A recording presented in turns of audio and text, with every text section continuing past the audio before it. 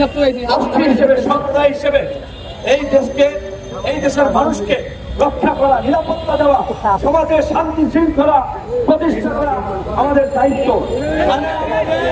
Police আমাদের হারুন বেরোগিটার গুটি কয়েক দুর্বৃত্ত, ওই দুর্বৃত্তদেরকে আমরা সাইজ করবো, ব্যবস্থা দেবো, কিন্তু নির্বিচারে থানায় হামলা করবেন না, সাধারণ পুলিশ সদস্যদের উপরে আক্রমণ করবেন না। আজকে থেকে এই যে চিত্র মুক্তিযুদ্ধের সংগ্রাম, এখন আমাদের দাবি হচ্ছে, আমরা দাবি জানিয়েছিলাম সন্ধ্যার মধ্যে ডক্টর ইউনূসের নেতৃত্বে অন্তর্বর্তী সরকার গঠন করা।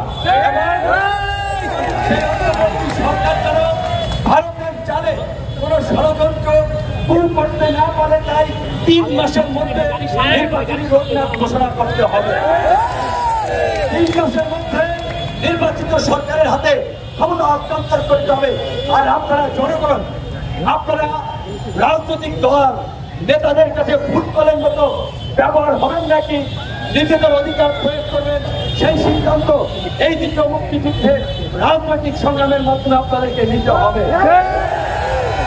এই যে দলীয় দুর্বৃত্তায়িত দাসত্বের রাজনীতি, হানাহানি মারামারি খুনাখুনি রাজনীতি, লুটপাটের রাজনীতি, এই রাজনীতি বন্ধ করে সমাজে ইতিবাচক নতুন রাজনীতি প্রতিষ্ঠা,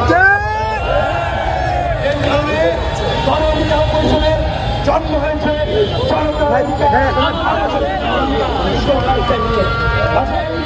আপনারা গণঅধিকার পরিষদে সারা দেশের নেতা কর্মীরা শান্ত থাকুন, পরবর্তী রাজনৈতিক পরিস্থিতি নিয়ন্ত্রণ করার। আজকে স্বৈরাচারের কারাগার থেকে মুক্তি লাভ করেছে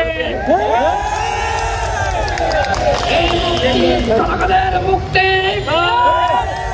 এই মুক্তি স্বাধীনতা সার্বভৌমত্ব রক্ষার মুক্তি।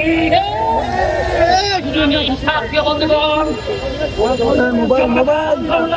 বলেছিলেন এই সরকার 90% পতন হয়ে গেছে।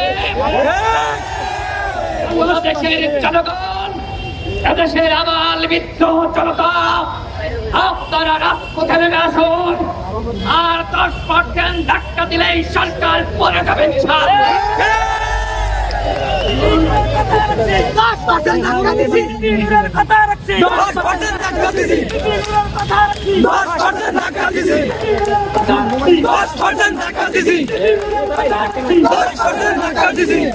বাংলাদেশের জনগণ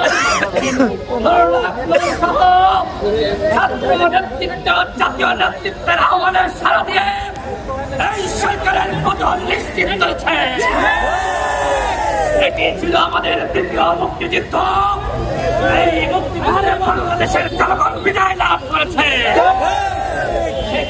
কথায় কথায় বলতো আমি শেখ মুজিবের কন্যা, বাংলাদেশ থেকে আমি কোথাও যাব না, আমি পালিয়ে যাব না। অথচ শেখ হাসিনা পালিয়ে গিয়েছে। শেখ হাসিনা নয়, শেখ হাসিনার সকল মন্ত্রী এমপিরা থেকে পালিয়ে গিয়েছে।